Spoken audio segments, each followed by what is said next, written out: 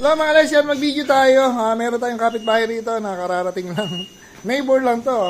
Pakilala natin si Sir. Sir, ano po ba name ni Sir? Jay po, Jay. Sir Jay. Taga saan nga, Sir? Lobo, Taysan, Batangas. Taga Lobo, Batangas lang. Lobo, Taysan. Yung kala ko Lobo lang tawag doon. Taga Lobo, Taysan, Batangas. Kausap ko si Sir kanina mga umaga, Sir, no? Oo, sir, mga... Sabi niya, Sir, hahabol daw siya. Sabi ko, taga sa ka ba, Sir? Lobo, Batangas. Talagang, baka naman, Sir, hinataw mo yan, Sir. Ang layo. So, ito motor ni Sir, oh.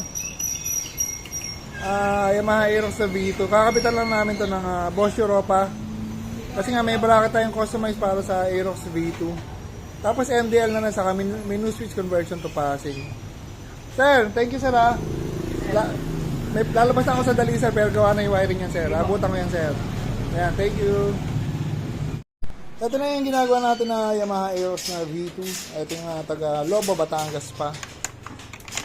Simulan natin, may relay siya, tatlo. Dalawa para sa MDL, isa sa Bosch Europa. Naka-relay bracket na stainless. Ayan, para organize siya.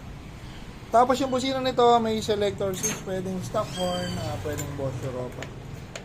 Asa na yung MDL switch? Wala pa kasi Yun. Unahin natin demo yung busina. Busina nga pogi.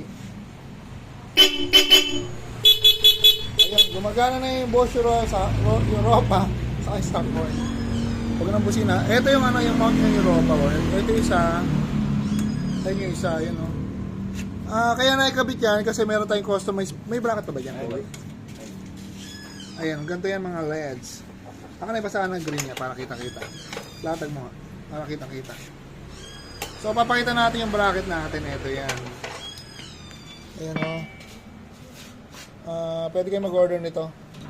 So, ang kabit niyan, ano nga ba? Tingnan natin. Ayun, ganun ang kabit. Ayan, ganyan ang kabit. Ito, tutuloy nyo doon. Meron siyang kasamang special bolt. Ayun o, doon o. Ayun o, doon o. Ayun o. Saan na ba? Ayan. Tapos isa sa baba, ayun o. So, lagay na stock horn. Saka dito. Ayan, yan, yan. Nakatang yung stainless na tangkay. Para madali siyang, hindi ninyo kailangan dukutin. May tangkay na yung mismong nut. Tapos dito yung isang Europa, dito. At dito naman yung isa. Ayan o, Nelson LED bracket yan. Stainless pa yan na naka-powder coat. Tapos yung stock horn dyan na rin. Ayan o. Kumasya yung tatlong horn. So, napaka-solid yan. Kasi sa Yamaha Aerox na V2, mahirap talaga lagyan ng Bosch Europa to. Especially kung wala kayong bracket. Lalo na ABS model. Ito yan. ABS ba ito, Pogi? So, yung ABS model kasi, iba, pwede kang maglagay dito. Ito pala hindi kasi ayun din yung ABS niya. So, kung ABS model yan or non-ABS, dito pwede, walang sagabal sa taas. Dito nyo lang kakabit.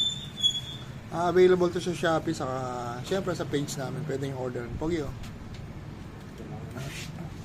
So, yan, oh. Tinatapos na lang. At mabadaling araw na makakawin si Sir. Tapos ito, meron tong menu, Pogi, So, bakit nyo malagyan ng gamit? Ito, yung menu na to, pagka umaandar na yan, magiging passing na yung gamit niya.